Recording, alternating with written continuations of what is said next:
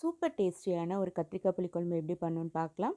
அதுக்கு முதல்ல கடாயில் 2 டேபிள் ஸ்பூன் ஆயில் எடுத்திருக்கேன். 2 பெரிய வெங்காயம், 4 பல் பூண்டு, ஒரு சின்ன பீஸ் இஞ்சி எடுத்திருக்கேன்.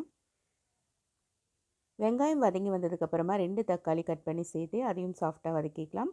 கூடவே கொஞ்சமாக தேங்காய் ஆட் பண்ணியிருக்கேன். 1 ஸ்பூன் சோம்பு, 1 ஸ்பூன் மிளகாய்த்தூள், 2 ஸ்பூன் மல்லித்தூள், 1/4 ஸ்பூன் மஞ்சள்தூள் போட்டு ஒரு 5 மினிட்ஸ் வதக்கிக்கலாம்.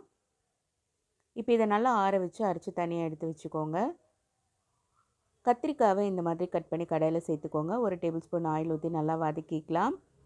இப்போ இதே கடாயில் நான் தாளிச்சுக்கிறேன். கத்திரிக்காயெல்லாம் ஓரம் பண்ணிவிட்டு 1 ஸ்பூன் ஆயில், கடுகு, கருவேப்பிலை போட்டு தாளிச்சுக்கலாம்.